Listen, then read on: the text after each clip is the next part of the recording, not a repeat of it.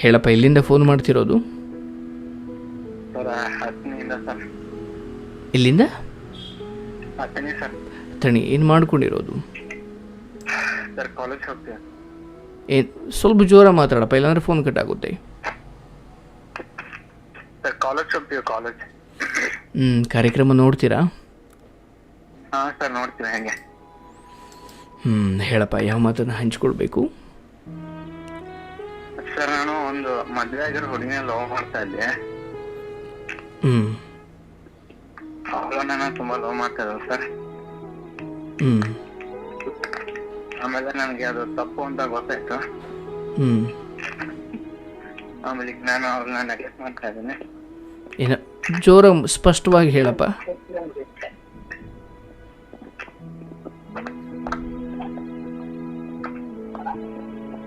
Sir earphone ಹಾಕೊಂಡಿದ್ದೀರಾ? ಹಾಂ sir. ದಯವಿಟ್ಟು ತೆಗೆದು ಬಿಸಾಕಿ. ಹಾಂ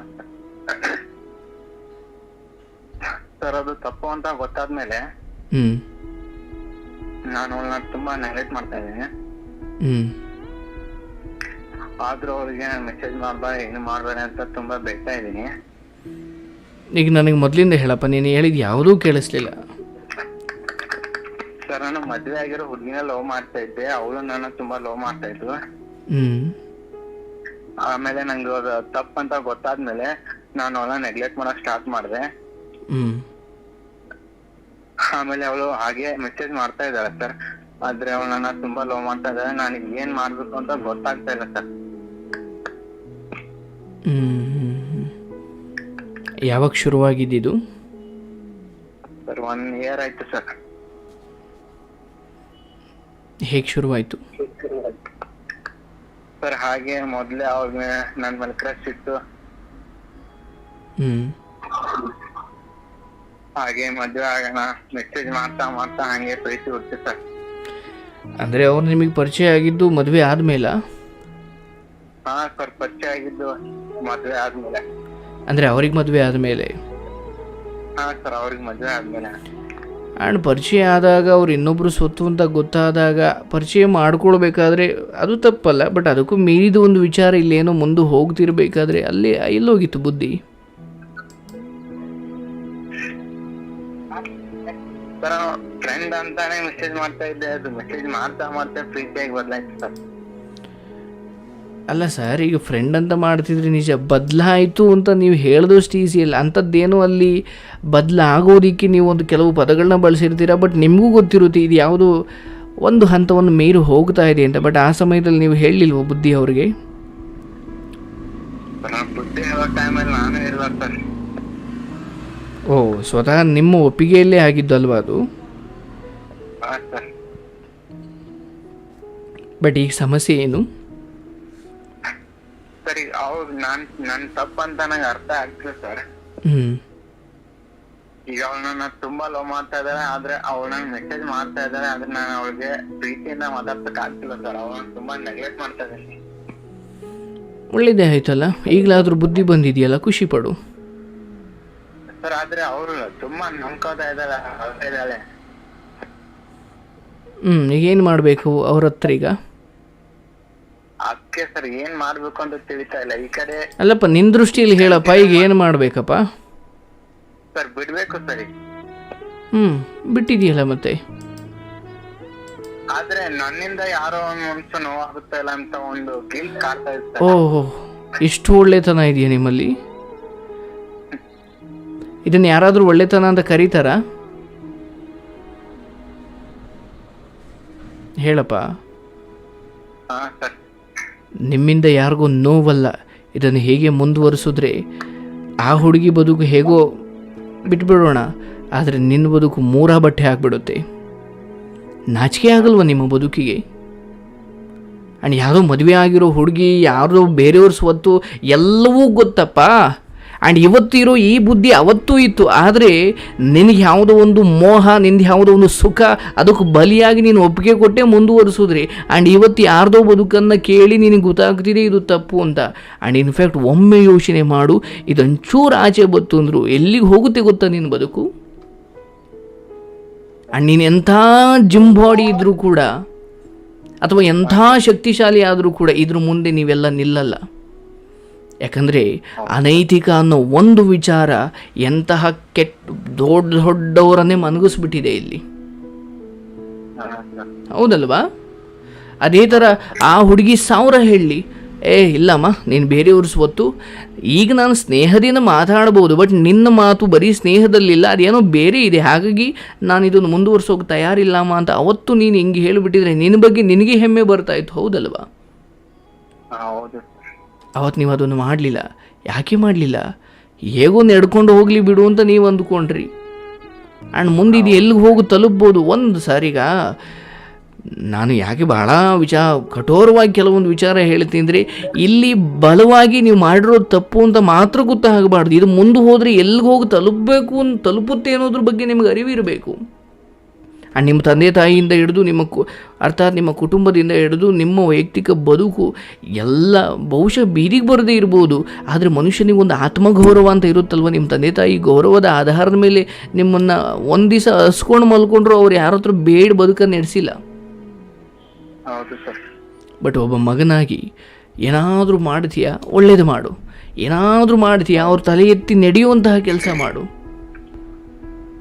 ಆ್ಯಂಡ್ ಇಷ್ಟೂ ದಿನ ನಿನಗೆ ಅವ್ರ ಅನೇಕ ತ್ಯಾಗಗಳನ್ನು ಮಾಡಿ ನಿನ್ನ ಬದುಕನ್ನು ಈ ಹಂತಕ್ಕೆ ತಂದು ನಿಲ್ಲಿಸಿದ್ದು, ಇಲ್ಲಿ ಯಾವುದೋ ಮದುವೆ ಆಗಿರೋ ಹುಡುಗಿ ಸವಾಸ ಮಾಡಿ ಆಕೆಯ ಮೋಹಕ್ಕೆ ಬಲಿಯಾಗಿ ನಿನ್ನ ಬುದ್ಧಿಯನ್ನು ನೀನು ಮರೆತು ಆ ಹುಡುಗಿ ಮತ್ತು ಈಗ ನಿಮ್ಮಿಬ್ಬರದಲ್ಲ, ಅಲ್ಲಿ ನಿಮಗೆ ಗೊತ್ತಿಲ್ಲ ಇನ್ನೊಬ್ಬ ಹುಡುಗನಿಗೂ ಆಕೆ ಮೋಸ ಮಾಡ್ತಿದ್ದಾರೆ, ಹೌದಲ್ವಾ? ಒಟ್ಟಾರೆಯಾಗಿ ಇಲ್ಲಿ ಮೋಸದಲ್ಲೇ ನಡೀತಾ ಇದೆ. ಒಂದು ಅರ್ಥ ಮಾಡ್ಕೋ, ಈಗ ನಾನು ಮೆಸೇಜ್ ಮಾಡಲಿಲ್ಲ ಅಂದರೆ ಅಥವಾ ನಾನು ದೂರ ಇಟ್ಟರೆ ಅವ್ರಿಗೇನೋ ನೋವಾಗುತ್ತೆ. ಈ ನೋವು ಅಥವಾ ಈ ಮರುಕ ಇದೆಯಲ್ಲ, ನೀವೇನೋ ಕಾಳಜಿ ತೋರಿಸ್ತಾ ಇದ್ದೀರಲ್ಲ, ಇದು ಮೂಲಭೂತವಾಗಿ ಅನೈತಿಕದಿಂದ ಕೂಡಿದೆ. ನೀವೊಬ್ಬ ತಂಗಿಯಾಗಿ, ಅಕ್ಕನಾಗಿ, ಒಬ್ಬ ಸ್ನೇಹಿತನಾಗಿ ಆಕೆಯ ಯಾವುದೋ ದುಃಖದಲ್ಲಿ ಪಾಲ್ದಾರರಾಗಲಿಕ್ಕೆ ಖಂಡಿತ ಸಾಧ್ಯ ಇದೆ, ಹೌದಲ್ವಾ? ಬಟ್ ಅದನ್ನು ಬಿಟ್ಟು ಈಗಲಾದರೂ, ಯಾಕಂದರೆ ಕಾರ್ಯಕ್ರಮ ನೋಡಿದ್ದೀರಾ ಅಥವಾ 4 ಜನ ಮಾತು ತಿಳ್ಕೊಂಡಿದ್ದೀರಾ, ತಪ್ಪು ಅಂತ ಗೊತ್ತಿರೋರಾಗಿ ಈಗಲಾದ್ರೆ ಆ ಹುಡುಗಿಗೇನೋ ಬುದ್ಧಿ ಇಲ್ಲ ಅಂದರೆ ನೀವು ಬಿಡಿಸಿ ಹೇಳಿ. ಅದು ಆಗಿಯೂ ಅವರು ಅಳ್ತಾರೆ, ದುಃಖ ಪಡ್ತಾರೆ ಅಂದರೆ ಅವ್ರು ಮಾಡಿರೋ ತಪ್ಪನ್ನು ಅವ್ರು ಅನುಭವಿಸಲೇಬೇಕು. ಯಾಕಂದರೆ ಅವ್ರು ದುಃಖ ಪಡ್ತಾರೆ, ಅಳ್ತಾರೆ ಅಂದರೆ ಅದು ಅವ್ರ ಮನೆಯಲ್ಲಿ ವರ್ತನೆಯಾಗಿ ಬದಲಾಗುತ್ತೆ. ಆ ವರ್ತನೆ ಇನ್ಯಾರಿಗೂ ಗೊತ್ತಾಗುತ್ತೆ, ಅದು ಒಂದು ದಿವಸ ಆಚೆ ಬರುತ್ತೆ, ಎಲ್ಲ ಬೀದಿಗೆ ಬರ್ತೀರ. ಅರ್ಥಾತ್ ಎಲ್ಲವೂ ಬರಲೇಬೇಕಲ್ವ ಆಚೆ. ಒಂದು ಸರ್, ಸತ್ಯವನ್ನು ಹಾಗೆ ದೇಹಕ್ಕೆ ಇಡಿಸದ ಊಟವನ್ನು ತುಂಬ ಹೊತ್ತು ಒಳಗಡೆ ಮುಚ್ಚಿಡ್ಲಿಕ್ಕಾಗಲ್ಲ, ಅದು ವಾಂತಿ ಬರುತ್ತೆ, ಹೌದಲ್ವಾ? ನೀವು ಇವತ್ತು ಏನೇ ಕದ್ದು ಮುಚ್ಚಿ ಆಧುನಿಕತೆಯಲ್ಲಿ ಫೋನ್ ಯೂಸ್ ಮಾಡಿ ಡಿಲೀಟ್ ಮಾಡಿ ಏನೇ ಸಾವಿರ ಮಾಡಿದ್ರೂ ಕೂಡ ಆ ಭಾವನೆಗಳಿದಾವಲ್ಲ, ಇವತ್ತು ಒಬ್ರಿಗೊಬ್ರು ಬಿಡದಷ್ಟು ಹುಚ್ಚರಾಗ್ತೀರಾ ಅಂದರೆ ಅಲ್ಲಿ ನಿಜವಾಗಿಯೂ ತಾಳಿ ಕಟ್ಟಿ ಹೋದ ಸಂಬಂಧಗಳು ಹಾಳಾದು. ನಿಮ್ಮನ್ನು ನಾನು ಸಂಪೂರ್ಣವಾಗಿ ದೂಷಣೆ ಮಾಡಿ ನೀವು ಕೆಟ್ಟವರು ಅಂತ ನಾನು ಹೇಳ್ತಾ ಇಲ್ಲ, ಅರ್ಥಾತ್ ಇಲ್ಲೇನೋ ಆಗಬಾರ್ದಾಗಿದೆ ಅಂತ ನಾನು ಹೇಳ್ತಾ ಇಲ್ಲ. ಆದರೆ ಬಹುಶಃ ಈಗಲಾದರೂ ನಿಮಗೆ ಎಚ್ಚೆತ್ತುಕೊಳ್ಳಿಕ್ಕೆ ಅವಕಾಶ ಇದೆ. ಎಚ್ಚೆತ್ತುಕೊಳ್ಳಿ. ಕೇಳಿಸ್ತಾ ನಾನು ಹೇಳಿದ್ದು? ಎಚ್ಚೆತ್ತುಕೊಳ್ಳಿ. ಈಗ ನಿಮಗೊಂದು ಸಮಯ ಸಿಕ್ಕಿದೆ ತಿಪ್ಪೇಶ್ ಅವರೇ, ಅರ್ಥ ಆಯ್ತಲ್ವಾ? ನೀವು ದುಃಖ ಪಡಬೇಡಿ. ನಾನು ಹೇಳೋದು ಇಷ್ಟೇ, ಓಕೆ, ನಿಮ್ಮನ್ನು ನಾನು ತಲೆ ಸವರಿ ಹೇಳ್ತೀನಿ ಬಹಳ ಪ್ರೀತಿಯಿಂದ. ತುಂಬ ಜನ ಈ ಥರ ಮಾಡಿದ್ದಾರೆ ಸರ್, ಆದರೆ ನಿಮಗೆ ಗೊತ್ತಿರಲಿ ತುಂಬ ಜನ ತಿದ್ದುಕೊಂಡಿದ್ದಾರೆ ಕೂಡ. ಯಾಕಂದರೆ ಆ ಹುಡುಗಿಗೆ ಈಗ ಆಗ್ತಿರೋದೇ ಸರಿ ಏನೋ, ನನಗೆ ಇಷ್ಟವಾಗಿದ್ದ ನಾನು ಪಡ್ಕೊಂಡ್ರೆ ನಾನು ಚೆನ್ನಾಗಿರ್ತೀನಿ ಅನ್ನೋ. ಬಟ್ ನಿಜ ಹೇಳಬೇಕಂದ್ರೆ ಆಕೆ ಸಂಪೂರ್ಣವಾಗಿ ಆಕೆ ಕೆಡೋದಲ್ಲೇ ನಿಮ್ಮನ್ನೂ ಆ ದಾರಿಗೆ ತಗೊಂಡು ಹೋಗ್ತಾ ಇದ್ದಾರೆ. ಬಟ್ ಇಲ್ಲಿ ನೀವು ಸ್ವಲ್ಪ ಜವಾಬ್ದಾರಿಯುತವಾಗಿ ವರ್ತಿಸಿದ್ರೆ ನಿಮ್ಮ ತಂದೆ ತಾಯಿಯ ಗೌರವನೂ ಉಳಿಯುತ್ತೆ, ನಿಮ್ಮ ಗೌರವನೂ ಉಳಿಯುತ್ತೆ, ಹಾಗೆ ಆ ಹುಡುಗಿಯ ಸಂಸಾರ ಕೂಡ ಉಳಿಯುತ್ತೆ, ಹೌದಲ್ವಾ? ನೋಡಿ ಸರ್, ನನ್ನೊಬ್ಬನ ಸ್ವಾರ್ಥಕ್ಕೋಸ್ಕರ ಇನ್ಯಾವುದೋ ಸಂಸಾರವನ್ನು ಬೀದಿಗೆ ತೋರೋದು ಮನುಷ್ಯತ್ವ ಅಲ್ಲ ಸರ್. ಇಲ್ಲಮ್ಮ, ನನ್ನ ಜೀವನದಲ್ಲಿ ಮದುವೆನೇ ಆಗಲ್ಲ ಇದೊಂದು ಮಾಡಿರೋ ತಪ್ಪಿಗೋಸ್ಕರ ಅಂತ ನೀವು ಮದುವೆ ಆಗ್ದಂಗಿದ್ರೂ ಪರವಾಗಿಲ್ಲ, ಯಾಕಂದ್ರೆ ನೀವು ತಪ್ಪಿಗೆ ಶಿಕ್ಷೆ ಅನುಭವಿಸ್ತಿದ್ದೀರಾ ಅಂತ ಅಂದ್ಕೊಂಬಿಡಿ. ಆದರೆ ನಿಮ್ಮ ಯಾವುದೋ ಒಂದು ಅಪೇಕ್ಷೆಯನ್ನು ಈಡೇರಿಸಿಕೊಳ್ಳೋದಕ್ಕೋಸ್ಕರ ತಪ್ಪು ದಾರಿ ತೊಳೆದು ಆ ಇಡೀ ಕುಟುಂಬವನ್ನು, ಯಾಕಂದರೆ ಅವರೇನು ತಪ್ಪು ಮಾಡಿದ್ದಾರೆ? ಅವರು ಶಾಸ್ತ್ರೋತ್ಸವವಾಗಿ ಮದುವೆ ಮಾಡ್ಕೊಂಡು ಹೋದ್ರು, ಇವತ್ತಿಗೂ ಅಲ್ಲಿರೋದು ನಂಬಿಕೆ ಮಾತ್ರ. ಬಟ್ ಅವರು ಆ ನಂಬಿಕೆಯನ್ನು ಏನು ಮಾಡ್ತಾ ಇದ್ದಾರೆ? ನೋಡಿ ಸರ್, ನಾನು ಹೇಳೋದಿಷ್ಟೇ, ಬಹುಶಃ ಇವತ್ತಿಗೆ ನಿಮಗೆ ಇದು ಅರ್ಥ ಆಗಿರೋದೇ ನಿಮ್ಮ ಪುಣ್ಯ ಅಂತ ನೀವು ಭಾವಿಸಿ. ಯಾಕಂದರೆ ಆ ಹುಡುಗಿ ಅಳ್ಬೋದು, ದುಃಖ ಪಡ್ಬೋದು, ಏನೇನೋ ಹೆದರಿಸ್ಬೋದು, ಏನೇನೋ ಮಾಡ್ಬೋದು. ಬಟ್ ಎರಡು ಕಾಲನ್ನೂ ಕಳ್ಕೊಂಡವನಿಗಿಂತ ಒಂದು ಕಾಲು ಇದೆ ಅನ್ನೋದು ಪುಣ್ಯ ಅಲ್ವಾ? ಅಥವಾ ಒಂದು ಕಾಲು ಇದೆ ಅನ್ನೋದೇ ಖುಷಿ ವಿಚಾರ ಅಲ್ವಾ? ಹೌದು ಸರ್. ಮುಂದೆ ಒಂದು ದಿನ ಈ ತಿದ್ದಿಕೊಳ್ಳೋದಕ್ಕೂ ಅವಕಾಶ ಇಲ್ಲ ಅನ್ನೋ ಥರ, ಅರ್ಥಾತ್ ಎರಡು ಕಾಲು ಹೋಗಿರೋ ಥರ ಆಗೋದಕ್ಕಿಂತ ಈಗ ಅಟ್ಲೀಸ್ಟ್ ಒಂದು ಕಾಲಿಗೆ ಒಂಚೂರು ನೋವಾಗಿದೆ ಅಥವಾ ಗಾಯ ಆಗಿದೆ, ಅದು ಸೆಪ್ಟಿಕ್ ಆಗಿ ಎರಡು ಕಾಲನ್ನು ತೆಗೆಯೋಷ್ಟೊತ್ತಿಗೆ ಎಚ್ಚೆತ್ತುಕೊಳ್ಳಿ, ಚಿಕಿತ್ಸೆ ತಗೊಳ್ಳಿ. ಇದು ಮಾನಸಿಕವಾಗಿ ಆಗಬೇಕಾಗಿರೋ ಚಿಕಿತ್ಸೆ. ಯಾಕಂದರೆ ಇದು ಒಂಥರ ಕ್ಯಾನ್ಸರ್ ಥರ ಎಲ್ಲೋ ಶುರುವಾಗುತ್ತೆ, ಬಟ್ ದೇಹದ ಒಳಗಡೆ ಎಲ್ಲ ಆವರಿಸೋಕ್ಕಿಂತ ಮುಂಚೆ ನಾವು ಎಚ್ಚೆತ್ತುಕೊಳ್ಬೇಕಲ್ವ ಜೀವ ಬದುಕಿರಬೇಕಂದ್ರೆ. ನೀವಿಷ್ಟೇ ಮಾಡಿ, ದುಃಖ ಪಡಬೇಡಿ. ತುಂಬ ಇನ್ನೇನಪ್ಪ ನನ್ನ ಬದುಕು ಹಿಂಗಾಯಿತು, ನಾನು ಹೌದು ಇಲ್ಲಿ ತಪ್ಪಾಗಿದೆ. ಆದರೆ ಈ ಸಮಯದಲ್ಲಿ ಆ ಹುಡುಗಿಯನ್ನು ಸಂಪೂರ್ಣವಾಗಿ ದೂರ ಇಡಿ. ಯಾಕಂದರೆ ಇಲ್ಲಿ ಅಯ್ಯೋ ಸರ್ ನಾನು ಅವಳಿಗೆ ಮೋಸ ಮಾಡ್ದಂಗೆ ಆಗುತ್ತಾ? ಖಂಡಿತ ನಿಮ್ಮ ಆತ್ಮದೃಷ್ಟಿ ಖಂಡಿತ ಅದು ಆಗೋದಿಲ್ಲ. ಯಾಕಂದರೆ ಇದರಲ್ಲಿ ಯಾವುದೇ ಧರ್ಮವಿಲ್ಲ ಅಂದಮೇಲೆ ಅಲ್ಲಿ ಮೋಸದ ಮಾತಿಲ್ಲ ಬಂತು.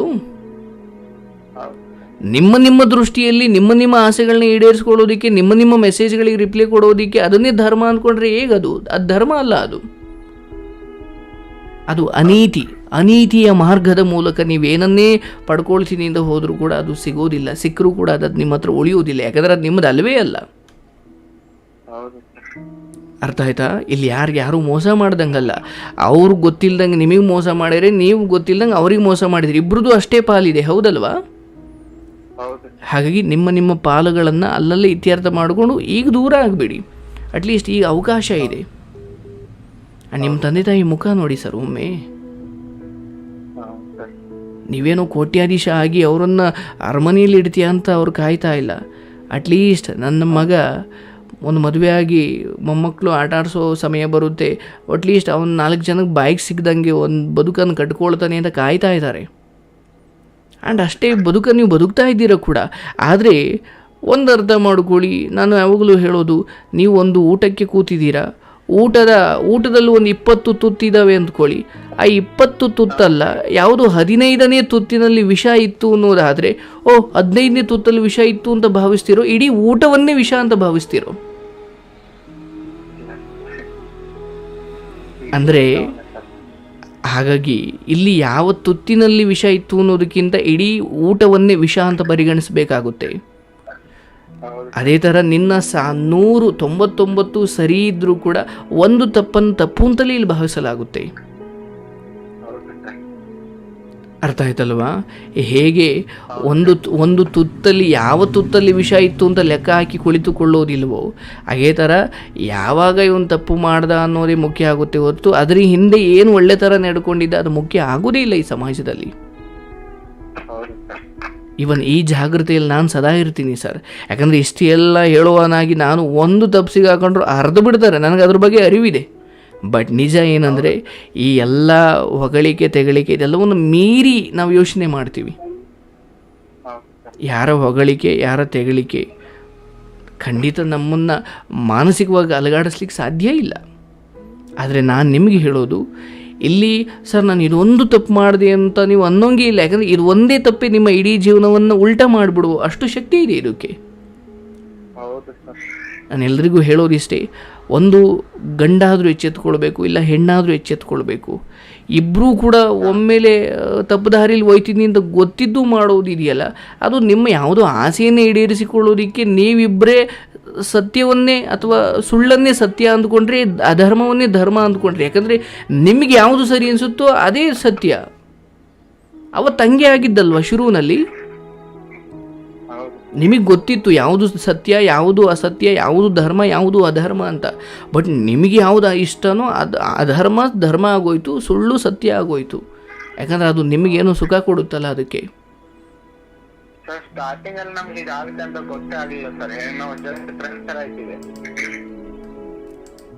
ಸ್ಟಾರ್ಟಿಂಗಲ್ಲೇ ಗೊತ್ತಾಗಿದ್ರೆ ನೀವೊಬ್ಬರು ತ್ರಿಕಾಲಜ್ಞಾನಿ ಆಗಿಬಿಡ್ತಾ ಇದ್ರಿ. ಮನುಷ್ಯನಿಗೆ ಆ ಶಕ್ತಿ ಇಲ್ಲ. ಸ್ಟಾರ್ಟಿಂಗ್ ಗೊತ್ತಿರಲ್ಲ, ಬಟ್ ಯಾವುದೋ ಒಂದು ಪರಿಸ್ಥಿತಿಯಲ್ಲಂತೂ ಕಣ್ಣು ಮುಂದೆ ಬಂತು ತಾನೇ. ನನಗೆ ಮುಂಚೆ ಗೊತ್ತಿರಲಿಲ್ಲ ಅನ್ನೋದಕ್ಕಿಂತ ಗೊತ್ತಾಗೋ ಒಂದು ಸಮಯ ಬಂದಿತ್ತು, ಆಗಲಾದ್ರೂ ನೀವು ಎಚ್ಚೆತ್ತುಕೊಳ್ಬೋದಿತ್ತು. ಹೌದು ಸರ್. ಓಕೆ, ನಾನು ಎಲ್ಲವನ್ನ ಯಾಕೆ ಬಿಡಿಸಿ ಹೇಳಿದೆ ಅಂದರೆ, ಒಂದು ಬಹುಶಃ ಒಂದು ಹುಡುಗಿಯಾಗಿ ಆಕೆ ಅವ್ರ ಗಂಡ ಹೊಡೆದೋ ಬಡ್ದೋ ಆಕೆಯನ್ನು ಸರಿ ಮಾಡಿಕೊಂಡ್ರು ಕೂಡ ಒಬ್ಬ ಹುಡುಗನಾಗಿ ಅದು ನಿನಗೆ ಬಹಳ ದೊಡ್ಡ ಕಪ್ಪು ಚುಕ್ಕೆ. ಹೌದು ಸರ್. ಇವತ್ತೇ ನಿರ್ಧಾರ ಮಾಡು, ಇವತ್ತೇ ಆಕೆಗೆ ಫೋನ್ ಮಾಡಿ ಅಥವಾ ಮೆಸೇಜ್ ಮಾಡಿ ಒಂದು ವಿಷಯವನ್ನು ಸ್ಪಷ್ಟಪಡಿಸು. ಗೊತ್ತಿದ್ದೋ ಗೊತ್ತಿಲ್ಲೇನೋ ನಾನು ಇನ್ನೊಬ್ಬರ ಆಸೆಗೆ ಅಥವಾ ಇನ್ನೊಬ್ಬರ ವಸ್ತುವಿಗೆ ಆಸೆ ಪಟ್ಟೆ. ಈ ಇತಿಹಾಸದಲ್ಲಿ ಈಗಾಗಲೇ ಹೇಳಿದ್ದೀನಿ ಸರ್. ನೋಡಿ, ನೀವು ಸುಮ್ಮನೆ ಹೇಳಿ ಸಮಾಧಾನ ಮಾಡಿ ನೀವು ಸಮಾಧಾನ ಪಡ್ಕೊಳ್ಳೋದಿಕ್ಕೂ ಅಂತಿಮವಾಗಿ ಒಂದು ಕಡೆಯ ಸ್ಪರ್ಶ ಕೊಡೋದಿಕ್ಕೂ ವ್ಯತ್ಯಾಸ ಇದೆ. ಅರ್ಥಾತ್ ಅದನ್ನು ಅಂತ್ಯ ಮಾಡ್ಕೊಳ್ಳೋದಿಕ್ಕೂ ವ್ಯತ್ಯಾಸ ಇದೆ. ನಿಮ್ಮ ಕಡೆಯ ಮಾತು ಹೇಗಿರಬೇಕು ಅಂದರೆ, ಆಕೆಗೂ ಅನ್ನಿಸ್ಬೇಕು, ಹೌದಲ್ವಾ ನಾವು ಇಬ್ಬರು ಸೇರಿ ತಪ್ಪು ಮಾಡಿಬಿಟ್ವಲ್ಲ ಅಂತ. ಅಂದರೆ ಅಷ್ಟು ಪ್ರಬಲವಾಗಿರಬೇಕು ನೀವು ಆಕೆಗೆ ಹೇಳಬೇಕಾದ್ರೆ. ಓ ಬಿಡು, ಅವ್ನು ತುಂಬ ಸಾರಿ ಹಿಂದೆ ಹೇಳಿದ್ದಾನೆ ಮತ್ತು ಮೆಸೇಜ್ ಮಾಡ್ತಾನೆ ಅಂತ ಆಕೆಯು ಅದನ್ನು ಬೇರೆ ಥರ ತಗೊಳ್ಳೋಕ್ಕಾಗಬಾರ್ದು. ಅಷ್ಟು ಕಠೋರವಾಗಿರಬೇಕು ಅಥವಾ ಅಷ್ಟು ಪರಿಣಾಮಕಾರಿಯಾಗಿರಬೇಕು ಆ ನಿಮ್ಮ ಕಡೆಯ ಆ ಜ್ಞಾನ. ಅರ್ಥಾತ್ ನೀವು ಅವ್ರಿಗೆ ಹೇಳೋ ವಿಚಾರ ನಿಜ ಹೇಳಿ. ಈ ಹಿಂದೆನೂ ಕೂಡ ನಾವು ತಪ್ಪು ಮಾಡ್ತಿದ್ದೀವಿ ಅಂತ ಅಂದ್ಕೊಂಡೇ ತಪ್ಪು ಮಾಡಿದ್ದೀರಾ, ಹೌದಲ್ವಾ? ಹೌದು ಸರ್. ಇದಕ್ಕೆ ಕ್ಷಮೆ ಇಲ್ಲ. ಓಕೆ, ಅವ್ರು ಅಂದ್ಕೊಳ್ತಾರೆ, ಓ ಈ ಹಿಂದೆನೂ ತುಂಬ ಸರಿ ಹೇಳಿದ್ದಾನೆ ನಾವು ತಪ್ಪು ಮಾಡ್ತಿದ್ವಿ ಇದು ಬೇಡ ಅಂತ. ಅದೇ ಥರ ಈತಲೂ ಹೇಳಿದ್ದಾನೆ, ಬಿಡು ಅವ್ನ ಪಾಡಿಗೆ ಅವ್ನು ಹೇಳ್ಕೊಳ್ಳಿ ಅಂತ ಅವ್ರು ಅದನ್ನೇ ಮುಂದುವರಿಸೋದು. ನೀವು ಹೇಳ್ದ ಮುಂದೆ ಯಾವತ್ತೋ ಒಂದು ದಿವಸ ಜನರು ಎಲ್ಲ ಸಿಗಾಕೊಂಡಾಗ ಅಥವಾ ಎಲ್ಲವೂ ಹೊರಗಡೆ ಬಂದಾಗ ನಾನು ಹೇಳಿದ್ದೆ ಇವಳೇ ಕೇಳಲಿಲ್ಲ ಅಂತ ಹೇಳಿದ್ರೆ ಅದಕ್ಕೆ ಏನಾದರೂ ಅರ್ಥ ಇದೆಯಾ? ಕಳ್ತನದಲ್ಲಿ ನೀವೆಷ್ಟು ಪ್ರಮಾಣದಲ್ಲಿ ಕಳ್ತನ ಮಾಡಿದ್ರಿ ಅನ್ನೋದಕ್ಕಿಂತ ಎಷ್ಟು ನೀವೊಂದು ಕೋಳಿ ಕದ್ದು ಇಬ್ಬರು ಕಷ್ಟಪಟ್ಟು ಚಿಕ್ಕ ಕೋಳಿ ಕದ್ದರೂ ಕೋಳಿ ಚಿಕ್ಕದಿರ್ಬೋದು, ಬಟ್ ಕದ್ದಿರೋರು ಇಬ್ಬರೇ ಅಂತಲೇ ಲೆಕ್ಕ ತಾನೆ. ಹಾಗಾಗಿ ದಯವಿಟ್ಟು ಈ ಬದುಕು ಅಥವಾ ಈ ರೀತಿ ವಿಚಾರಗಳು ನಿಮಗೆ ವಿಷ ಆಗದೇ ಇರಲಿ. ಚೆನ್ನಾಗಿರುವ ಬದುಕನ್ನು ಯಾಕೆ ಹಾಳು ಮಾಡ್ಕೊಳ್ತೀರಾ? ಯಾಕಂದರೆ ಈಗ ಒಂದು ರೀತಿ ಒಂದು ಮೆಸೇಜಲ್ಲಿ ಸುಖ ಕೊಡ್ಬೋದು ಸರ್, ಬೆಳಗ್ಗೆ ಎದ್ದರೆ ನಿಮ್ಮ ಮುಖ ನೀವೇ ನೋಡ್ಕೊಳ್ಳಿಕ್ಕಾಗಲ್ಲ. ನಿಜ ಅಲ್ವಾ? ಬಿಡಿ, ಆ ಹುಡುಗಿ ಹಳ್ಳಿ ಏನಾದರೂ ಮಾಡಲಿ, ಆಕೆ ಮಾಡಿರೋ ತಪ್ಪಿಗೆ ಆಕೆ ನೋವು ಅನುಭವಿಸ್ತಾರೆ. ಯಾಕಂದರೆ ಗಂಡ ಇದ್ದಾಗಲೂ ಇನ್ಯಾರನ್ನು ಬಿಟ್ಟಿರಲು ಆರ್ದಷ್ಟು ಹಚ್ಕೊಂಡು, ಅದು ಅಣ್ಣನ ತಮ್ಮನೂ ಆದರೆ ಓಕೆ, ಇಂಥದ್ದೇನೋ ನಡೆಸೋದಕ್ಕೆ ಅದು ಅಧರ್ಮ. ಆ್ಯಂಡ್ ಅದಕ್ಕೆ ಶಿಕ್ಷೆ ಅನುಭವಿಸಲೇಬೇಕು. ಆ್ಯಂಡ್ ಎಲ್ರಿಗೂ ಗೊತ್ತಾಗಿ ಜನರು ಶಿಕ್ಷೆ ಕೊಡೋದು ಬೇರೆ, ಬಟ್ ಸ್ವತಃ ನಿಮಗೆ ನೀವೇ ತಿದ್ದುಕೊಂಡು ಕೊಂಚ ಮೊದಲ ಬಾರಿ ಆ ವಿರಹ ಅಥವಾ ಆ ಬಿಟ್ಟಿರಲಾರದ ಭಾವನೆ ಅದು ನೋವು ಕೊಡುತ್ತಲ್ಲ, ಅದು ಒಂದು ರೀತಿ ಶಿಕ್ಷೆನೇ. ಅದು ನೀವು ಅನುಭವಿಸಲೇಬೇಕು. ಆ್ಯಂಡ್ ಕಡೆಯದಾಗಿ ಇಷ್ಟು ಮಾತ್ರ ಹೇಳಬಲ್ಲೆ, ಇದನ್ನು ಅಪ್ಪಿ ತಪ್ಪಿಯೂ ನೀವು ಮುಂದುವರಿಸಿದ್ರೆ ಖಂಡಿತ ತಪ್ಪಾಗುತ್ತೆ. ನೀವು ಹೌದು ಹೌದು ಅಂದ್ಕೊಂಡು ಸುಮ್ಮನೆ ಆಗೋದಲ್ಲ, ಇವತ್ತೇ ನಿರ್ಧಾರ ಮಾಡಿ. ನಾಳೆಯಿಂದ ನಿರ್ಧಾರ ಮಾಡಿದೀನಿ ಸರ್. ನನಗೆ ಆದ್ರೆ ಅವ್ರು ಅಳ್ತಾ ಮೆಸೇಜ್ ಮಾಡ್ತಿದಾರೆ, ಅದನ್ನ ನೋಡಿ ಅಲ್ಲಿಗೆ ಮುಗಿದು ಬಿಸಾಕಬೇಕು ಅದನ್ನು. ಆ ವ್ಯಕ್ತಿನಲ್ಲ, ಆ ಸಂಪರ್ಕವನ್ನು ಬಿಸಾಕಿ. ಯಾಕಂದರೆ ಓ ಅಳ್ತಾವ್ರೆ ಅಂದ್ಕೊಂಡೆ ಇನ್ನೊಂದು ಹೇಳು ತಪ್ಪಾಗೋದು ಬೇಡ. ಈಗ ಒಂದು ರೀತಿ ಆಕೆ ಅನಾರೋಗ್ಯ ಬಂದಿರೋ ಆ ರೋಗಿ, ಈಗ ಡಾಕ್ಟ್ರು ಇಂಗ್ಲೀಷ್ ಹೆಂಗೆ ಕೊಡ್ಬೇಕಾದ್ರೆ ನಂಗೆ ನೋವಾಗುತ್ತೆ, ಮಾತ್ರೆ ನುಂಗಕ್ಕೆ ಬಾಯಿ ವಿಷ ಆಗುತ್ತೆ ಅಂತ ಇಂಗ್ಲೀಷೇನು ಮಾತ್ರೆ ತಗೊಳ್ಳದೆ ಹೋದರೆ ರೋಗ ವಾಸಿ ಆಗುತ್ತಾ? ಈಗ ನೀವು ಸುಮ್ಮನಿರೋದು ಅವರಿಗೆ ಒಂದು ಸ್ವಲ್ಪ ನೋವು ಆಗ್ಬೋದು, ಬಟ್ ಆ ನೋವನ್ನು ಸಹಿಸಿಕೊಳ್ಳೋದಕ್ಕೆ ಆಗದೇ ಇಲ್ಲ ಅಂದರೆ ಅದು ಸರಿ ಹೋಗಲ್ಲ, ಹೌದಲ್ವಾ? ಈಗ ಆ ನೋವನ್ನು ಅವರು ಅನುಭವಿಸಲೇಬೇಕು. ಆ್ಯಂಡ್ ಬಹುಶಃ ಈ ಸಮಯದಲ್ಲಿ ಒಬ್ಬ ಹುಡುಗನಾಗಿ ನಿನ್ನ ಜವಾಬ್ದಾರಿಯನ್ನು ನೀನು ಮೆರೆಯಪ್ಪ. ತಪ್ಪಾಗಿದೆ ನಿಜ, ಬಟ್ ತಂದೆ ತಾಯಿ ಸಂಸ್ಕಾರ ಕಲಿಸಿದ್ದಾರೆ ತಾನೇ. ನೀನು ಯೋಚನೆ ಮಾಡು, ನಿನಗೂ ಒಂದು ಮದುವೆ ಆಗುತ್ತೆ. ನಿನ್ನ ಬದುಕಲ್ಲೂ ಬರೋ ಯಾವುದೋ ಹೆಣ್ಣುಮಗಳು ನಿನ್ನ ಹತ್ರ ಒಂಥರ ಇನ್ನೊಬ್ಬನ ಹತ್ರ ಒಂಥರ ಇದ್ದರೆ ನಿನಗೆ ಬದುಕು ಅಥವಾ ನಿನ್ನ ನೆಮ್ಮದಿ ಇರುತ್ತಾನಪ್ಪ? ನೆಮ್ಮದಿ ಬಿಟ್ಬಿಡಿ. ನೀನು ಇಟ್ಟಿರೋ ನಂಬಿಕೆ ಇನ್ನು ಹೇಗೋ ಅದು ಕೆಟ್ಟದಾಗಿ ಬಳಸಲಾಗುತ್ತಿದೆ ಅಂದರೆ ಬದುಕಿರೋ ಸಾಯೋನ ಅನಿಸ್ಬಿಡುತ್ತಪ್ಪ ಹುಡುಗರಿಗೆ.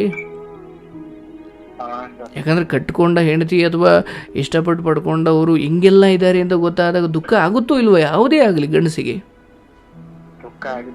ಈಗ ನೀನು ಅನ್ಸೋದಲ್ಲಪ್ಪ, ನೀವು ಮಾಡ್ತಿರೋದೇ ಅದನ್ನು. ನೀನು ಯೋಚನೆ ಮಾಡು, ಆ ಗಂಡನ ಜಾಗದಲ್ಲಿ ನಿಂತು ಯೋಚನೆ ಮಾಡಪ್ಪ. ನೀನು ಹೌದು, ಆತ ನನ್ನ ಅಣ್ಣನೋ ತಮ್ಮನೋ ನನ್ನ ಸಂಬಂಧಿಕನೋ ಯಾರೋ ಅಂದ್ಕೋ. ನನ್ನ ಬದುಕಲ್ಲಿ ನಾನು ಕಟ್ಕೊಂಡಿರೋ ಹೆಂಡತಿ ಇನ್ನೊಬ್ಬರ ಜೊತೆ ಈ ರೀತಿ ಇದ್ದರೆ ನನಗೆ ಗೊತ್ತಾದಾಗ ದುಃಖ. ಈಗ ಒಡೆಯೋದು ಬಡಿಯೋದು ಬೇರೆ, ಬಟ್ ಮನಸ್ಸಿಗಾಗೋ ನೋವಿದೆಯಲ್ಲ. ನಿಮ್ಮ ತಂದೆ ತಾಯಿ ಕೇಳಿ, ಇದ್ರ ಬಗ್ಗೆ ಚೆನ್ನಾಗಿ ಹೇಳ್ತಾರೆ. ನೀವು BCom ಡಿಗ್ರಿ ಓದು ಇಲ್ಲಿ ಲೆಕ್ಕಕ್ಕೆ ಬರಲ್ಲ.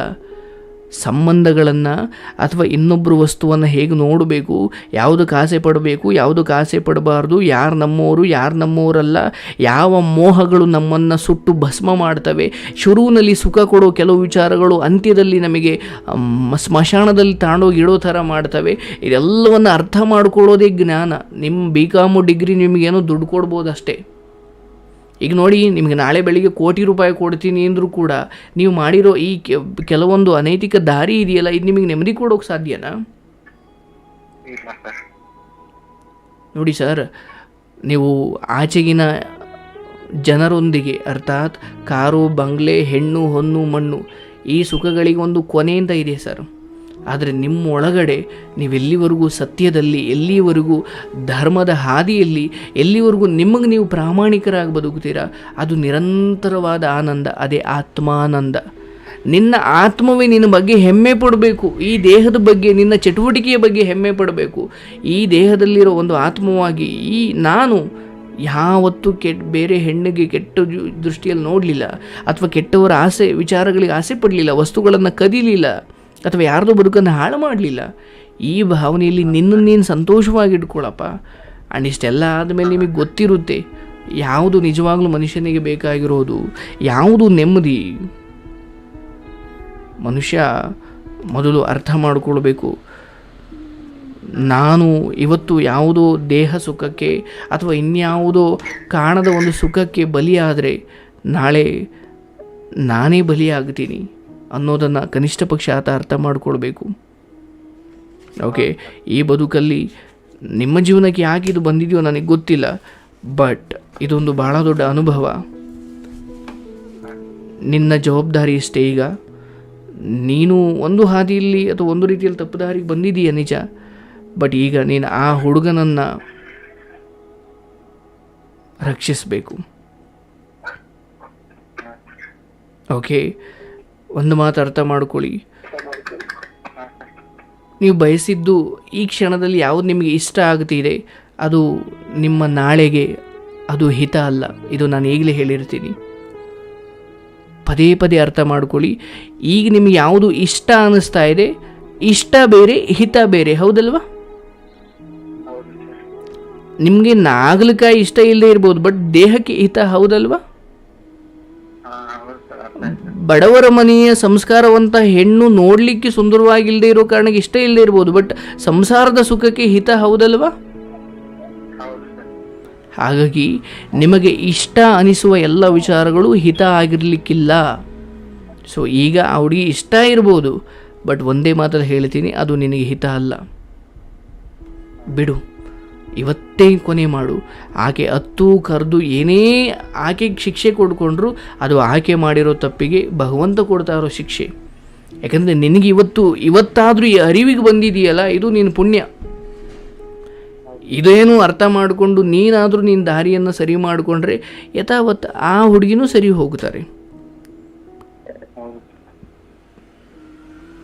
ರೈಟ್? ಈಗ ಒಂದು ದಾರಿಯಲ್ಲಿ, ಒಂದು ರಸ್ತೆಯಲ್ಲಿ ಒಂದು ಗುಂಡಿ ಬಿದ್ದಿದೆ ಅಂದರೆ, ಅಯ್ಯೋ ರಸ್ತೆಯಲ್ಲಿ ಗುಂಡಿ ಬಿದ್ದಿದೆ ಅಂದುಕೊಂಡು ಇಡೀ ರೋಡ್ನೇ ಮತ್ತೆ ಮೊದಲಿಂದ ಮಾಡಲ್ಲ, ಆ ಗುಂಡಿಯನ್ನು ಮುಚ್ಚಿದ್ರೆ ಸಾಕು, ಇಡೀ ರೋಡ್ ಸರಿ ಹೋಗುತ್ತೆ, ಹೌದಲ್ವಾ? ಈಗ ಅದೇ ಥರ ನೀವಿಬ್ಬರೂ ಸರಿ ಹೋಗಬೇಕು ಅಂತ ಏನಿಲ್ಲ, ನೀವು ಸರಿ ಹೋಗಿ.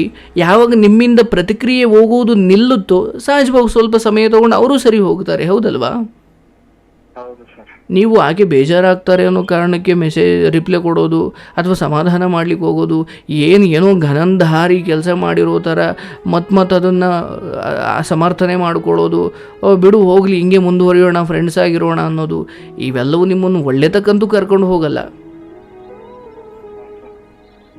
ಯಾಕಂದರೆ ನಿಮ್ಮ ಆಯ್ಕೆನೇ ತಪ್ಪಿರಬೇಕಾದ್ರೆ, ಅಥವಾ ನಿಮ್ಮ ಅಭಿರುಚಿಗಳೇ ತಪ್ಪಿರಬೇಕಾದ್ರೆ, ಅಥವಾ ನಿಮ್ಮ ದಾರಿಗಳೇ ತಪ್ಪಿರಬೇಕಾದ್ರೆ ಒಳ್ಳೆತಕ್ಕೆಲ್ಲವೋ ಹೋಗ್ತೀನಿ ಅಂದರೆ ಹೇಗೆ ಸಾಧ್ಯ? ಈಗ ನೀವು ನಿಮ್ಮ ಸ್ಥಳದಿಂದ ಬೆಂಗಳೂರಿಗೆ ಬರಬೇಕು ಅಂದಾಗ ಬೆಂಗಳೂರಿಗೆ ಬರೋ ಬಸ್ ಹತ್ತಬೇಕು, ಅದನ್ನು ಬಿಟ್ಟು ನೀವು ಚೆನ್ನೈಗೆ ಹೋಗೋ ಬಸ್ ಹತ್ತಿದ್ರೆ ಹೌದು ಇಲ್ಲಿಗೆ ಮತ್ತೆ ಬರ್ಬೋದು, ಬಟ್ ತುಂಬ ಸಮಯ ತಗೊಳುತ್ತೆ, ಹೌದಲ್ವಾ? ಹೌದು ಸರ್. ನಿಮ್ಮ ಈ ಜೀವನವೆಂಬ ಪ್ರಯಾಣ ಸುಖಕರವಾಗಿರಲಿಕ್ಕೆ ಒಳ್ಳೆ ರಸ್ತೆಗಳು ಇದ್ದಾವೆ, ನೀವು ಅದನ್ನು ಹುಡುಕೊಳ್ಳಿ. ಯಾಕಿಂತ ಕೆಟ್ಟದ ರಸ್ತೆಯಲ್ಲಿ ಆಯ್ಕೆ ಮಾಡಿಕೊಂಡು ಹಳ್ಳ ದಿಣ್ಣೆ ಹೊಡೆದಾಡ್ಕೊಂಡು ಬಡ್ದಾಡ್ಕೊಂಡು ಯಾಕೆ ಬೇಕು ಈ ಬದುಕು? ಆ್ಯಂಡ್ ಯೋಚನೆ ಮಾಡಿ, ಇಷ್ಟು ದಿನ ಏನೋ ಖುಷಿ ಕೊಡ್ತಲ್ಲ, ಸಂತೋಷ ಕೊಡ್ತಲ್ಲ, ಸುಖ ಕೊಡ್ತಲ್ಲ, ಅದು ಎಲ್ಲಿ ಏನು ಏನು ಏನು ಬಂತು ಅದರಿಂದ ಈಗ? ಇಲ್ಲ ಸರ್. ನೋಡಪ್ಪ, ನೀನು ನನ್ನ ಮಾತು ಮಾತ್ರಕ್ಕೆ ನಾನು ಹೇಳಿದೆ ಅಂತ ಅಲ್ಲ, ನಿನ್ನ ತಂದೆ ತಾಯಿ ಮುಖ ನೋಡು, ಅವ್ರಿಗೋಸ್ಕರ ಮತ್ತು ನಿನಗೋಸ್ಕರ ಮತ್ತು ಆ ಹುಡುಗಿಗೋಸ್ಕರನೂ ಕೂಡ. ಈಗ ಎಷ್ಟು ವಿಚಿತ್ರ ನೋಡಿ ಕೆಲವೊಮ್ಮೆ ಈ ಧರ್ಮ ಅನ್ನುವಂಥದ್ದು. ಈಗ ನೀವು ಆ ಹುಡುಗಿಯನ್ನು ದೂರ ಮಾಡೋದ್ರಿಂದ ಆ ಹುಡುಗಿಯ ಏಳಿಗೆ ಇದೆ. ಸಾಮಾನ್ಯವಾಗಿ ಯಾರನ್ನೂ ಹತ್ರ ಮಾಡ್ಕೊಳ್ಳೋದ್ರಿಂದ ಕೆಲವೊಮ್ಮೆ ಏಳಿಗೆ ಇರುತ್ತೆ, ಆದರೆ ದೂರ ಮಾಡೋದ್ರಿಂದ ಏಳಿಗೆ ಇದೆ. ಅರ್ಥ ಆಯ್ತಾ? ಹೌದು ಸರ್. ಕೆಲವೊಬ್ರಿಗೆ ನಾವು ಆಶ್ರಯ ಕೊಟ್ಟರೆ ನಾವು ಅವ್ರಿಗೆ ಒಳ್ಳೇದು ಮಾಡ್ದಂಗೆ, ಇನ್ನೂ ಕೆಲವೊಮ್ಮೆ ಅವ್ರನ್ನ ದೂರ ಇಟ್ಟರೆ ನಾವು ಅವ್ರಿಗೆ ಒಳ್ಳೇದು ಮಾಡ್ದಂಗೆ. ಹೌದು ಸರ್. ಈಗ ನಿನ್ನ ಬದುಕಲ್ಲೂ ಅದೇ ಆಗ್ತಾ ಇದೆ. ನೀನು ಅವ್ರ ಹತ್ರ ಹೋದರೆ ದೊಡ್ಡ ತಪ್ಪು ಮಾಡಿದೆ ಅಂತ ಅನಿಸ್ತದೆ ಸರ್ ನನಗೆ. ಖಂಡಿತ, ಬಟ್ ಆದರೂ ನಾನೇ ಹೇಳ್ತಾ ಇದ್ದೀನಿ, ಈ ಥರ ತುಂಬ ಜನ ನಡೆದಿದೆ ಸರ್. ಹಾಗಂತ ಎಲ್ಲರೂ ಮಾಡಿ ಆಮೇಲೆ ತಿದ್ದುಕೊಳ್ಳಿ ಅಂತ ಅಲ್ಲ, ಬಟ್ ಈ ಮಾತು ಈ ಬುದ್ಧಿ ಅವತ್ತೇ ಇರಬೇಕಿತ್ತು. ಆದರೆ ಅಟ್ಲೀಸ್ಟ್ ಇವತ್ತಾದರೂ ನಿಮಗೆ ಅದರ ಅರಿವು ಬಂದಿದೆ, ಇವತ್ತಾದರೂ ನಾನು ಮಾಡಬಾರ್ದಿತ್ತು ಅನ್ನೋ. ಕ್ಲಾಸ್ ಕೇಳಿದಾಗಿಂದ ಸರ್. ಅರೆ ಇಲ್ಲ ಸರ್, ಹೌದು ಪಾಪ ಇಲ್ಲಿ ಎಷ್ಟೋ ಜನ ಹೇಳ್ಕೊಳ್ತಾರೆ, ಆ ಕಾರಣಕ್ಕಾಗಿಯೇ ತುಂಬ ಜನ ತಿದ್ದುಕೊಂಡಿದ್ದಾರೆ ಕೂಡ. ಆದರೆ ನೀವು ಕೇಳ್ಬಿಟ್ಟು ಸುಮ್ಮನಾಗಿಲ್ಲ, ನಿಮ್ಮ ಬದುಕನ್ನು ಅದಕ್ಕೆ ತಾಳೆ ಹಾಕ್ಕೊಂಡಿದ್ದೀರ, ಹೋಲಿಕೆ ಮಾಡಿಕೊಂಡ್ರಿ. ಓ ಹೌದಲ್ವಾ, ನನ್ನ ಬದುಕು ಇಲ್ಲೇ ಹೋಗ್ತಾ ಇದೆ, ಇಲ್ಲ ನಾನು ಎಚ್ಚೆತ್ತುಕೊಳ್ಬೇಕು ಅಂತ ಅಂದುಕೊಂಡ್ರಲ್ಲ, ಅದು ಮನುಷ್ಯನಿಗೆ ಬೇಕಾಗಿರೋದು. ಯಾಕಂದರೆ ಇಲ್ಲ ಸರ್, ನನಗೆ ಆ ಹುಡುಗಿ ಇಷ್ಟ ಇಲ್ಲೋ, ಮೊದಲಿಂದಲೂ ಇಷ್ಟಪಡ್ತಿದ್ದೋ, ಅವ್ರ ಮನೆಯವರೇ ಒತ್ತಾಯ ಮಾಡಿ ಕಳಿಸಿದ್ರು, ನಂಗೆ ಅವಳು ಇಷ್ಟ ಸರ್ ಅಂದರೆ ನೀವು ಸಮರ್ಥನೆ ಮಾಡ್ಕೊಳ್ಬೋದಿತ್ತು, ಅಥವಾ ನಾನು ಮಾಡಿರೋದೇ ಸರಿ ಅಂತ ನೀವು ಹೇಳ್ಬೋದಿತ್ತು. ಬಟ್ ತಪ್ಪು ಅಂತ ನಿಮಗೆ ಗೊತ್ತಾಗಿದೆಯಲ್ಲ, ಇದು ನಿಮಗೆ ಸಿಕ್ಕಿರೋ ಅವಕಾಶ. ಹಾಗಾಗಿ ಯಾವುದೋ ಒಂದು ವಿಷ ಅಂತ ಗೊತ್ತಾದಾಗ, ಯಾವುದೋ ಒಂದು ತಪ್ಪು ಅಂತ ಗೊತ್ತಾದಾಗ ನಾವು ಅಲ್ಲಿಗಲ್ಲಿ ಸರಿ ಮಾಡಿಕೊಂಡು ಹೋಗೋ ಭಗವಂತ ಅವಕಾಶ ಕೊಟ್ಟಾಗ ತಪ್ಪಿಸ್ಕೊಳ್ಬಾರ್ದು. ಯಾಕಂದರೆ ಎಷ್ಟು ದಿನ ಏನೋ ಗೊತ್ತಿರಲಿಲ್ಲ, ದೇವ್ರು ಕ್ಷಮಿಸ್ತಾನೆ. ಈಗ ಇಷ್ಟೆಲ್ಲ ನಾನು ಹೇಳಿ ಆದಮೇಲೂ ನೀವು ಮುಂದುವರಿಸ್ತಾ ಅಂದರೆ ಅದು ಕ್ಷಮೆ ಇಲ್ಲ. ರೈಟ್? ನಿರ್ಧಾರ ಮಾಡು. ನಿನ್ನ ಕೈಲಿರೋ ಫೋನ್ ಅಥವಾ ನೀನು ಮಾಡೋ ಮೆಸೇಜ್ ಒಂದು ನಿನ್ನ ಬದುಕನ್ನು ಉದ್ಧಾರ ಮಾಡಬೇಕು. ಆ್ಯಂಡ್ ಆ ಫೋನಿಗೆ ಎಷ್ಟು ಶಕ್ತಿ ಇದೆ ಅಂದರೆ, ಇರೋ ಬರೋರಿಗೆಲ್ಲ ಸಿಕ್ತವ್ರಿಗೆಲ್ಲ ಫ್ರೆಂಡ್ ರಿಕ್ವೆಸ್ಟ್ ಕಳಿಸ್ಕೊಂಡು, ಯಾರೋ ಚೆನ್ನಾಗಿರೋ DP ಹಾಕಿರೋರಿಗೆಲ್ಲ ಮೆಸೇಜ್ ಮಾಡಿಕೊಂಡು, ಬಹುಶಃ ಆ ಫೋನ್ ನಿಮ್ಮ ಬದುಕನ್ನು ಶವ ಮಾಡಲಿಕ್ಕೆ ತುಂಬ ಸಮಯ ಬೇಕೇ ಇಲ್ಲ. ನಾನು ಹೆದರಿಸ್ತಾ ಇಲ್ಲ, ವಾಸ್ತವವನ್ನೇ ಹೇಳ್ತಾ ಇದ್ದೀನಿ. ಕೈಯಲ್ಲಿರೋ ಆ ಫೋನ್ಗಳಿಂದ ಬದುಕನ್ನು ಕಟ್ಕೊಳ್ಬೋದು. ಕೈಯಲ್ಲಿರೋ ಅದೇ ಫೋನ್ಗಳಿಂದ ನನ್ನನ್ನು ಹೆತ್ತವರನ್ನು ಹೊತ್ತವರನ್ನ ಎಲ್ಲರನ್ನೂ ಒಂದೇ ಸರಿ ಬೀದಿಗೂ ತರಬಹುದು. ಯೋಚನೆ ಮಾಡಿ, ನಿಮ್ಮ ಕೈಯಲ್ಲಿರೋ ಆ ಫೋನ್ ನಿಮ್ಮ ಬದುಕಲ್ಲಿ ಇಷ್ಟು ದಿನ ನೆಮ್ಮದಿ ಕೊಡ್ತೋ ಇಲ್ವೋ? ಆ್ಯಂಡ್ ನೆಮ್ಮದಿ ಕೊಟ್ಟಿಲ್ಲ ಅನ್ನೋದಾದರೆ ಯಾಕೆ ಕೊಟ್ಟಿಲ್ಲ? ಆ್ಯಂಡ್ ಸುಖ ಕೊಡ್ತು, ಎಂಥ ಸುಖ ಆಗಿತ್ತು ಅದು? ಆ ಸುಖಗಳೆಲ್ಲವೂ ನಿಮ್ಮನ್ನು ದುಃಖದ ಕಡೆ ಕರ್ಕೊಂಡು ಹೋಗ್ತಾ ಇದ್ದು. ಚೆನ್ನಾಗಿ ವೇಷ ತೊಟ್ಟಿ ಬರುವವರೆಲ್ಲ, ಅಥವಾ ತುಂಬ ಸುಂದರವಾಗಿ ಬರುವ ಎಲ್ಲ ವಿಚಾರಗಳು ನಿಮ್ಮನ್ನು ಸುಂದರವಾಗಿರೋ ಕಡೆನೇ ಕರ್ಕೊಂಡು ಹೋಗೋದಿಲ್ಲ ಅನ್ನೋದಕ್ಕೆ ಇದೇ ಸಾಕ್ಷಿ. ನಿಮ್ಮ ಮನಸ್ಸಿಗೆ ಇಷ್ಟ, ಬಟ್ ಈಗ ಅದು ಹಿತ ಅಲ್ಲ ಅಂತ ಗೊತ್ತಾಗ್ತಾ ಇದೆ. ಎನಿವೆ, ನಾನು ಅದನ್ನು ಅಲ್ಲಿಗೆ ನಿಲ್ಲಿಸ್ತೀನಿ. ಬಟ್ ನನಗೆ ನಂಬಿಕೆ ಇದೆ, ಯಾವಾಗ ನೀವು ಇದ್ರ ಬಗ್ಗೆ ಕೇಳೋ ಮನಸ್ಸು ಮಾಡಿದ್ರಲ್ಲ, ಅವತ್ತೇ ನೀವು ತಿದ್ದುಕೊಂಡಿದ್ದೀರ, ಅವತ್ತೇ ನಿಮಗೆ ಕ್ಷಮೆ ಸಿಕ್ಕಿದೆ. ಆದರೆ ಇಲ್ಲೊಂದು ಪ್ರಾಬ್ಲಮ್ ಇರೋದು, ಆ ಹುಡುಗಿ ಬೇರೇನೋ ಅಳ್ತಾಳೆ, ಬೇರೇನೋ ಮಾಡ್ತಾಳೆ, ಅಥವಾ ಬೇರೇನೋ ವಿಚಾರಗಳನ್ನ ಯಾಕಂದರೆ ಬಿಟ್ಟಿರ್ಲಿಕ್ಕೆ ಆಗ್ತಾ ಇಲ್ಲ ಅವಳಿಗೆ, ಇದೆಲ್ಲ ಕಾರಣಗಳು ಅಲ್ವೇ ಅಲ್ಲ. ಬಿಡಬೇಕು, ನೀನು ಅದ್ರ ಬಗ್ಗೆ ಯೋಚನೆ ಮಾಡೋದು ಬೇಕಾಗೇ ಇಲ್ಲ. ನೀನು ಮೊದಲು ಅದ್ರ ಬಗ್ಗೆ ಯೋಚನೆ ಮಾಡೋದನ್ನು ಬಿಡು. ಆ್ಯಂಡ್ ಅರ್ಥ ಮಾಡ್ಕೋ, ನೀವು ಈಗ ಅವರನ್ನು ಬಿಡೋದೇ ಅವ್ರಿಗೆ ನೀವು ಕೊಡೋ ದೊಡ್ಡ ಗಿಫ್ಟ್. ಅದು ಹೇಗೆ ಅಂತ ಮುಂದೆ ಗೊತ್ತಾಗುತ್ತೆ ನಿಮಗೆ. ಬಿಟ್ಟಾಯ್ತು ಸರ್, 1 ಮಂತ್ ಆಯ್ತು. ನಿಮ್ ಕ್ಲಾಸ್ ಕೇಳಿದಾಗಿಂದ ಬಿಟ್ಟಾಯ್ತು. ಇರಲಿ, ಹೇಗೆ ಬಿಡಬೇಕು ಅಂದರೆ ನನ್ನ ಈ ಪಾಪದ ಕೆಲಸ ಬುಡ ಸಮೇತ ಕಿತ್ತು ಹೋಗಬೇಕು ಅಂತ ನಿಮ್ಗೆ ಅನಿಸ್ಬೇಕದು. ಯಾಕಂದರೆ ಬಿಡೋದು ಇವರೇನೋ ಸುಮ್ಮನಾದ್ರು ಮತ್ತಿನ್ಯಾರೋ ಬರ್ತಾರೆ ಸರ್, ಮತ್ತಿನ್ಯಾರೋ ಮೋಹ ತೋರಿಸ್ತಾರೆ. ಬಟ್ ಇದರಿಂದ ಪಾಠ ಕಲೀರಿ, ಇದರಿಂದ ಎಚ್ಚೆತ್ಕೊಳ್ಳಿ ಅನ್ನೋದಷ್ಟೇ ನನ್ನ ವಿಚಾರ. ನನಗೆ ನಂಬಿಕೆ ಇದೆ ಈ ಅನುಭವ ನಿಮ್ಮನ್ನು ಬಹಳಷ್ಟು ವಿಚಾರಗಳನ್ನು, ಎಲ್ಲೂ ಕಲಿಸದ ಕೆಲವು ಪಾಠಗಳನ್ನು ಕಲಿಸಿದೆ. ಒಬ್ಬ ಮನುಷ್ಯ ಎಷ್ಟೇ ಆರೋಗ್ಯವಾಗಿರ್ಬೋದು, ಎಷ್ಟೇ ಎತ್ತರ ಇರ್ಬೋದು, ಎಷ್ಟೇ ದಪ್ಪ ಇರ್ಬೋದು, ಎಷ್ಟೇ ಇನ್ಫ್ಲೂಯೆನ್ಸ್ ಇರ್ಬೋದು ಸರ್, ಬಟ್ ಯಾವಾಗ ತಪ್ಪು ಮಾಡ್ತಾನೆ ಎಂಥ ವ್ಯಕ್ತಿಯಲ್ಲೂ ಬೆವರು ಶುರುವಾಗುತ್ತಂತೆ. ಅದು ಅಧರ್ಮಕ್ಕೆ, ತಪ್ಪು ದಾರಿಗಿರುವ ಶಕ್ತಿ. ಎಂಥ ಇನ್ಫ್ಲೂಯೆನ್ಸ್ ಇದ್ದರೂ ಸದಾ ನಡುಕದಲ್ಲೇ, ಸದಾ ಭಯದಲ್ಲೇ ಬದುಕ್ತೀರಾ. ಎಚ್ಚೆತ್ತುಕೊಳ್ಳಿ, ಒಳ್ಳೆಯದಾಗಲಿ. ಈಶ್ವರ, ಒಳ್ಳೆಯದಾಗುತ್ತೆ. ಈಗ ಹೇಗಿದ್ದೀರಾ ಹಾಗೆ ಮುಂದುವರಿಸಿ. ಅಪ್ಪಿ ತಪ್ಪಿಯೂ ಆ ಸಂಬಂಧದಲ್ಲಿ ಬೇರೆ ವೇಷವನ್ನು ತೊಟ್ಟು, ಫ್ರೆಂಡ್ ವೇಷವನ್ನು ಅಥವಾ ಸಮಾಧಾನ ಮಾಡ್ತೀನಿ ಇದು ಯಾವ ವೇಷವನ್ನು ತೊಟ್ಟು ನೀವು ಅಲ್ಲಿಗೆ ಹೋಗಬಾರ್ದು. ಅರ್ಥ ಆಯ್ತಲ್ವಾ? ಓಕೆ, ಒಳ್ಳೆಯದಾಗಲಿ. ನಿಮ್ಮ ತಂದೆ ತಾಯಿ ಹಾಗೂ ನಿಮ್ಮ ಕುಟುಂಬ ಓದಿದ್ದೀರಾ, ಕೆಲವೊಂದನ್ನು ತಿಳ್ಕೊಂಡಿದ್ದೀರಾ, ಮೈ ತುಂಬ ಶಕ್ತಿ ಇದೆ, ದುಡೀರಿ, ಬದುಕನ್ನು ಕಟ್ಕೊಳ್ಳಿ. ಬಟ್ ಈ ಚಿಕ್ಕ ಪುಟ್ಟ ಸುಖಗಳ ಹಿಂದೆ ಹೋದರೆ ಅಥವಾ ಈ ಬೇಡದ ವಿಚಾರಗಳ ಹಿಂದೆ ಹೋದರೆ ಅವಶ್ಯವಾಗಿ ನಿಮ್ಮ ಬದುಕನ್ನು ಸುಡುಗಾಡು ಮಾಡ್ಕೊಂಡ್ಬಿಡ್ತೀರಾ. ಸುಡುಗಾಡು ಅಂದರೆ ಗೊತ್ತಲ್ವಾ? ಗೊತ್ತಾ? ಸ್ಮಶಾನ. ಅಲ್ಲಿ ಯಾರೋ ಮನಗಿದ್ದಾರೆ, ಬಟ್ ಯಾರೂ ಜೀವಂತವಾಗಿಲ್ಲ. ಅದೇ ಥರ ಮನೆಯಲ್ಲೂ ನೆಮ್ಮದಿ ಇಲ್ಲ, ಇಂಥದ್ದೇನೋ ಕೆಟ್ಟ ದಾರಿಯಲ್ಲಿದ್ದಾಗ ಎಲ್ಲರೂ ಮನೇಲಿ ಇದ್ದೀರಾ, ಬಟ್ ಯಾರೂ ಜೀವಂತವಾಗಿರಲ್ಲ. ಹೌದಲ್ವಾ? ಅರ್ಥಾತ್ ಜೀವಂತವಾಗಿರಲ್ಲ ಅಂದರೆ ಉಸಿರು ಹೋಗುತ್ತೆ ಅಂತಲ್ಲ, ಉಸಿರು ಇರುತ್ತೆ, ಬಟ್ ಯಾರಿಗೂ ಉತ್ಸಾಹನೇ ಇರಲ್ಲ ಅಥವಾ ಒಂದು ಬದುಕಿನ ಪ್ರೀತಿನೇ ಇರಲ್ಲ. ಯಾಕಂದರೆ ಆಯ್ಕೆ ಮಾಡ್ಕೊಂಡಿರೋದೇ ತಪ್ಪು ದಾರಿ, ಯಾವಾಗ ಏನಾಗುತ್ತೋ ಗೊತ್ತಿರಲ್ಲ. ಆ ಭಯದ ಬದುಕಿಂದ ಮನುಷ್ಯ ದೂರ ಹೋಗಬೇಕಂದ್ರೆ ತಾನು ನಡೆಯತಕ್ಕಂತಹ, ತಾನು ತೆಗೆದುಕೊಳ್ತಕ್ಕಂತಹ, ತಾನು ಅನುಸರಿಸತಕ್ಕಂತಹ ದಾರಿಗಳು ಧರ್ಮದಿಂದ ಕೂಡಿರಬೇಕು, ನಿರ್ಧಾರಗಳು ಧರ್ಮದಿಂದ ಕೂಡಿರಬೇಕು, ಹೆಜ್ಜೆಗಳು ಧರ್ಮದಿಂದ ಕೂಡಿರಬೇಕು. ಅದೇ ನೀವು ಇವತ್ತು ನಾನು ಅಂಥದ್ದೇನು ಮಾಡಿಲ್ಲ ಸರ್ ಅಂತ ಇವತ್ತು ಸುಮ್ಮನೆ ಸರ್ ನಾನು ಸುಮ್ಮನೆ ನಿಮ್ಮ ಕಾರ್ಯಕ್ರಮ ಕೇಳ್ತಾ ಇದ್ದೆ ಸರ್, ಚೆನ್ನಾಗಿ ಅನ್ನಿಸ್ತು ಸರ್, ನಾನು ಅದ್ಭುತವಾಗಿದ್ದೀನಿ ಸರ್, ಒಳ್ಳೆ ದಾರಿಯಲ್ಲಿ ಅಂತ ಒಂದು ದಿವಸ ಫೋನ್ ಮಾಡಿ ಹೇಳುವಂತಹ ಬದುಕಿನಿಂದ ಆಗಬೇಕು. ಆದರೆ ಇವತ್ತು ನೀವು ಹೇಳ್ತಾ ಇರೋದು ಇಲ್ಲ ಸರ್ ತಪ್ಪು ಮಾಡಿಬಿಟ್ಟೆ ಸರ್ ಅಂತ. ಹೌದು, ನಾನು ಇದಕ್ಕೂ ಗೌರವ ಕೊಡ್ತೀನಿ. ಆದರೆ ಈ ಮುಂಚೆ ಹೇಳಿದ್ನಲ್ಲ ಸರ್, ಈಗೆಲ್ಲ ಚೆನ್ನಾಗಿದೆ ಸರ್ ಬದುಕಲ್ಲಿ, ಅಂತಹದೊಂದಿನ ನೀನು ಬದುಕಲ್ಲಿ ಬರಬೇಕು. ಆಗ ಬರಬೇಕಂದ್ರೆ ಇವತ್ತು ನೀನು ಸರಿಯಾದ ನಿರ್ಧಾರ ತಗೊಳ್ಬೇಕು. ನೀನು ತಗೊಂಡಿದ್ದೀಯಾ, ಆಲ್ರೆಡಿ ಅದನ್ನು ಮುಂದುವರಿಸ್ತಾ ಇದೆಯಾ, ಆದರೆ ಇನ್ನಷ್ಟು ಪ್ರಬಲವಾಗು, ಇನ್ನಷ್ಟು ಗಟ್ಟಿಯಾಗು. ಯಾಕಂದರೆ ನಿನ್ನದೇ ಕಷ್ಟವನ್ನು ನೀನು ಕೇಳ್ಕೊಂಡು ಕೂತ್ಕೊಳ್ಳೋದಕ್ಕಿಂತ ನಿಮ್ಮ ತಂದೆ ತಾಯಿ ಕಷ್ಟನೂ ಸ್ವಲ್ಪ ಕೇಳು. ಅವರು ಬಾಲ್ಯದಿಂದ ಹೆಂಗೆ ಬಂದರು, ಅವ್ರಿಗೆ ಕಷ್ಟ ಏನು ಅನುಭವಿಸಿದ್ರು, ಸಂಜೆ ಹೊತ್ತು ಅಲ್ಲಿ ಇಲ್ಲಿ ಹೋಗೋದ್ರ ಬದಲು ಅವ್ರ ಪಕ್ಕನೇ ಕೂತ್ಕೊಂಡು ಅವ್ರ ಕತೆ ಕೇಳಿ ಅವ್ರಿಗೂ ಇನ್ನೂ ಸಂತೋಷ ಆಗುತ್ತೆ, ನನ್ನ ಮಗ ಇಷ್ಟು ಹತ್ರ ಆಗ್ತಿದ್ದಾನೆ ಅಂತ. ನಾವು ಅಪ್ಪ ಊಟ ಆಯಿತಾ, ಅಮ್ಮ ಊಟ ಆಯಿತಾ ಅಂತ ಕೇಳಲಿಕ್ಕೂ ಹಿಂದೆ ಮುಂದೆ ನೋಡ್ತೀವಿ, ಬಟ್ ಇಲ್ಲಿ ಯಾವುದೋ ಬೇಡದ ವಿಚಾರದೊಂದಿಗೆ ಇಡೀ ದಿನ ಪೂರ್ತಿ ವಾಟ್ಸಪ್ಪಲ್ಲಿ ಕಳಿತೀವಿ. ಕಣ್ಣು ಮುಂದಿರೋರನ್ನು ತಿಂಡಿ ಆಯಿತಾ, ಊಟ ಆಯಿತಾ ಅಂತ ಕುಶಲೋಪರಿ ವಿಚಾರಿಸೋದಕ್ಕೂ ನಮಗಿವತ್ತು ಭಾರ ಬಂದುಬಿಟ್ಟಿದೆ. ನಿಜ ತಾನೇ? ಇನ್ನು ಮುಂದೆ ನಿಮ್ಮ ಬದುಕು ಬದಲಾಗಲಿ, ನಿಮ್ಮ ಯೋಚನೆ ಬದಲಾಗಲಿ. ನಿಮ್ಮ ತಂದೆ ತಾಯಿನೇ, ನಿಮ್ಮ ಕುಟುಂಬವೇ ನಿಮ್ಮ ಮೂಲ ಬೇರು. ಅದನ್ನು ಕಳ್ಕೊಳ್ಳುವಷ್ಟು ಯಾವ ಕೆಲಸನೂ ಮಾಡಬೇಡಿ. ಓಕೆ, ಒಳ್ಳೆಯದಾಗಲಿ. God bless you.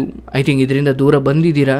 ಇನ್ನೊಂದು ಸ್ವಲ್ಪ ಮನಸ್ಸು ಮಾಡಿ. ನನಗೆ ಅರ್ಥ ಆಗುತ್ತೆ ಯಾವುದೂ ಸಡನ್ನಾಗಿ ಆಗೋದಿಲ್ಲ ಅಂತ, ಬಟ್ ಇದು ಅನಿವಾರ್ಯ ಅನಿಸಿದನ್ನು ಒಪ್ಕೊಳ್ಳೇಬೇಕಲ್ವಾ? ಓಕೆ, ನೀವು ಒಂದು ಕ್ರಿಕೆಟ್ ಆಡ್ತಾ ಇರೋ ಹುಡುಗರ ಜಾಗಕ್ಕೆ ಹೋಗ್ತೀರಾ, ಅಲ್ಲಿ ನಿಂತ್ಕೊಂಡಿರ್ತೀರಾ. ಯಾರೋ ನೀವು ಆಟನೂ ಆಡ್ತಾ ಇರೋದಿಲ್ಲ, ಸುಮ್ಮನೆ ನೋಡೋ ಒಬ್ಬ ಪ್ರೇಕ್ಷಕ ಅಷ್ಟೇ. ಬಟ್ ಯಾರೋ ಹೊಡೆದಿದ್ದು ಬಾಲ್ ಬಂದು ನಿಮ್ಮ ಕಣ್ಣಿಗೆ ಬಲವಾಗಿ ಹೊಡಿತು, ನಿಮ್ಮ ಕಣ್ಣು ಗುಡ್ಡಿಗೆ ಏಟಾಯಿತು, ಕಣ್ಣು ಆಪರೇಷನ್ ಮಾಡೋ ಪರಿಸ್ಥಿತಿ ಬಂತು.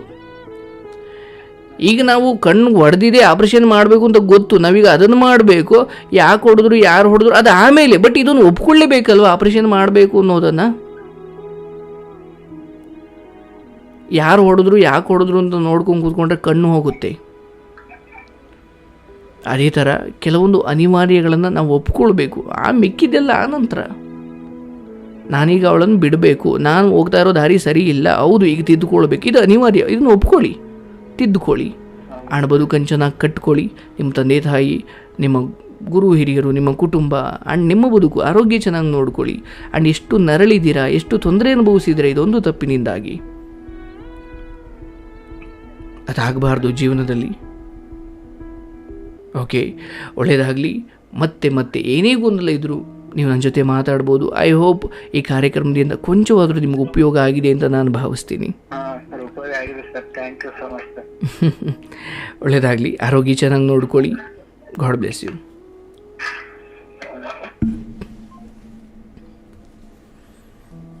ನೋಡಿ, ಅವರು ತಪ್ಪು ಮಾಡಿದ್ದಾರೆ ನಿಜ, ಬಟ್ ಇವತ್ತು ಅವ್ರ ಬಾಯಿಂದ ಬರ್ತಾ ಇದೆ, ಹೌದು ಸರ್ ನಾನು ತಪ್ಪು ಮಾಡಿಬಿಟ್ಟೆ ಅಂತ. ಇದು ಭಾಳ ಮುಖ್ಯ. ಹಾಗಂತ ಎಲ್ಲರೂ ಬೇರೆ ಹೆಣ್ಮಕ್ಳು ಬದುಕಲ್ಲಿ ಆಟ ಆಡಿ ಅಂತ ನಾನು ಹೇಳ್ತಾ ಇಲ್ಲ. ಬಟ್ ಕೆಲವೊಮ್ಮೆ ಗೊತ್ತಿಲ್ಲದೇನೆ ಆಗಿದ್ದ ತಪ್ಪುಗಳನ್ನು ಗೊತ್ತಾದ ಮೇಲಾದರೂ ತಿದ್ದುಕೊಳ್ಳೋದು ಮನುಷ್ಯತ್ವ, ಬುದ್ಧಿವಂತರ ಲಕ್ಷಣ. ಸೊ ಹಾಗಾಗಿ ನಾನು ಹೇಳೋದು, ತಿದ್ದುಕೊಳ್ಳೋಣ.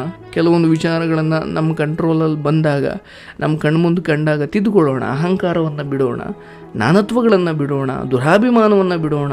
ನಾನು ಮಾಡ್ತಾ ಇರೋದೇ ಸರಿ ಅಂದ್ಕೊಂಡು ದುರಾಭಿಮಾನವನ್ನು ತೋರೋದು, ಅರ್ಥವಿಲ್ಲದ ಅಥವಾ ಅನಾವಶ್ಯಕವಾದ ಸಮರ್ಥನೆಗಳು ಇಲ್ಲಿ ಪ್ರಯೋಜನ ಇಲ್ಲ.